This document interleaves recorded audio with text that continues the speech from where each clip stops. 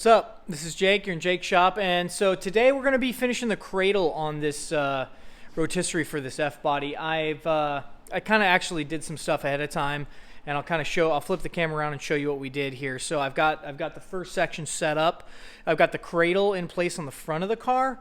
I'm just finishing up the back of the car, so I'll probably do a little time-lapse video on that. You know, I really didn't know where to connect it on this car, but there's a couple key components that I used on the rear of the car to make it work, and you know, we're gonna see what happens. I'm gonna finish this up tonight and have a buddy help me rotate it, just in case I need it, because I really don't have a clue if I've got it.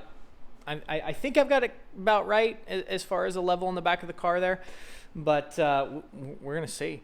Luckily, this F-body being just this unibody type car, no frame on or anything, it's pretty light. I would guess this car's, you know, somewhere between 500 and 800 pounds with just the body.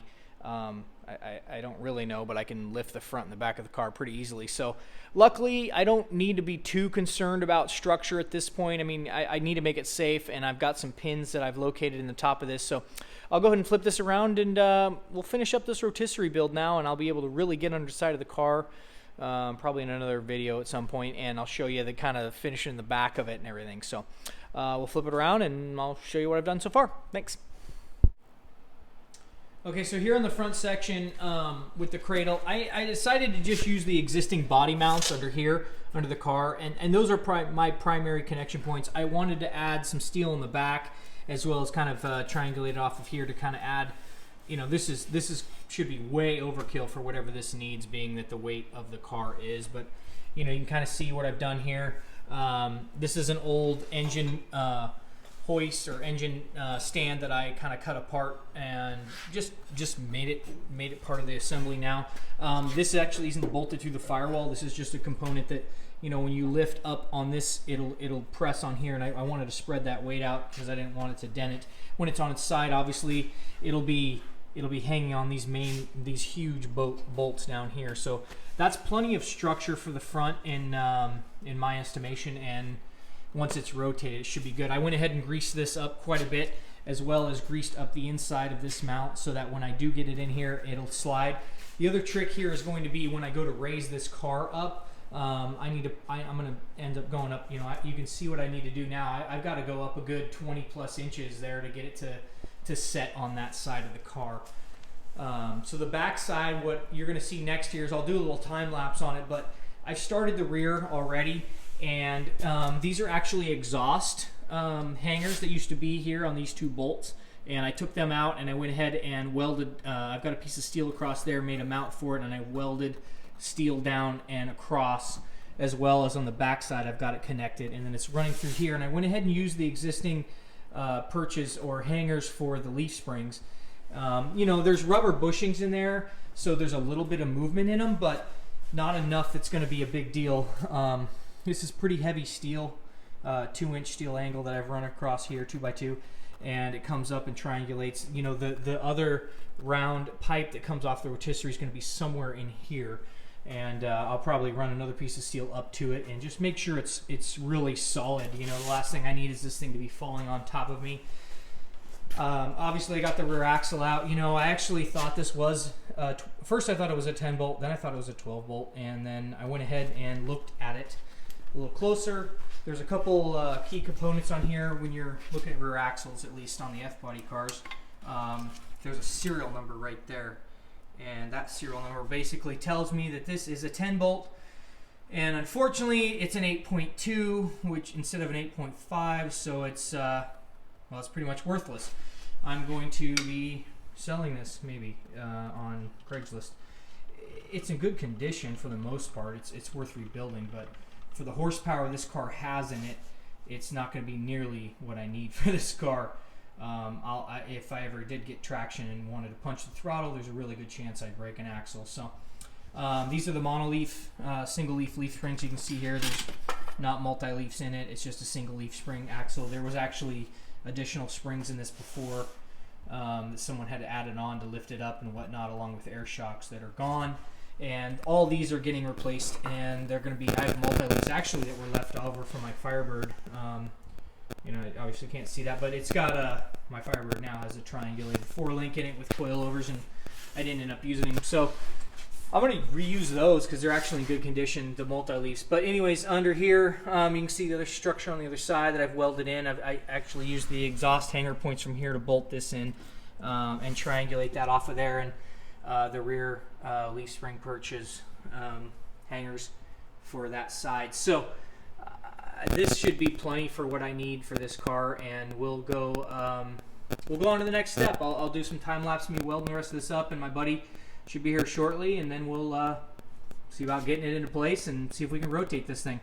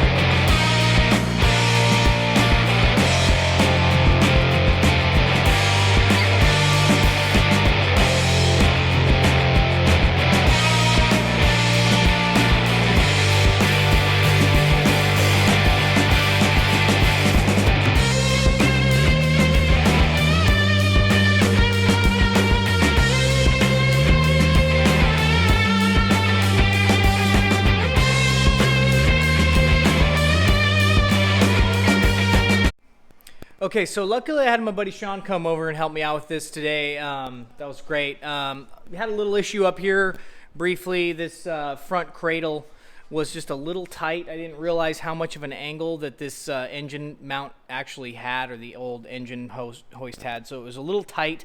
I was actually able to wiggle it out of the way, and it was actually fine.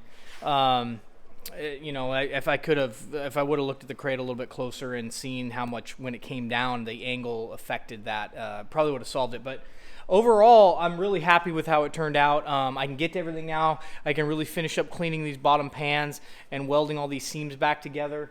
I'm going to actually try a couple new flapper discs. I actually had one of my reps give me some pretty cool things to try out. Pacific Welding, they have a brand called Ferd, which I'll talk more about in the next video. I'm going to use some of their stuff. I actually use a lot of their stuff. Their flapper discs, their cutting wheels. They're not cheap, but they last so much longer, and they cut so well and grind so well that I use a lot of their stuff. But yeah, it's overall it turned out really great. I can actually turn this pretty easily by myself. I went ahead and welded a bar to this end of it, and you kind of see here what I've done. I've got a pin on this side. The car is really easy to turn, actually. I've got them close. You know, they're not perfect. It's not like it's absolutely perfect, but it's really easy to turn. And you know, it's my first time turning a car on its side, so for all intents and purposes, this is great. I'm really going to be able to clean this up. I'm going to prime it with 2K primer. I'm going to try, I don't know what type of undercoating I'm going to use next. I used a 3M product in the past that worked really great on my Firebird. I might end up going with that. I know Eastwood makes some good stuff too. I might try out. So, you know, we'll see how it goes. Overall, I'm really excited about it. It's really cool when you get to do something you've never really done before. You know, I've seen cars on rotisseries. I've seen rotisseries use it a lot, and I've just never had one of my own. I know they're simple enough, especially with what I've done, but you know, it works. So I can't complain. I appreciate, hope everyone got a kick out of watching us do that, and we'll go to the next one. I'll probably do another video eventually on the undercarriage. I'll clean it up and we'll shoot some 2K primer on it. Haven't shot primer in a few years since I did the Firebird, but you know, that's pretty straightforward, especially on the undercarriage of a car. mask everything off, and then undercoat it properly. So anyways, hope that was kind of fun to watch, or at least some dorks trying to do something that they've never done before. So, all right, catch you on the next one. Thanks.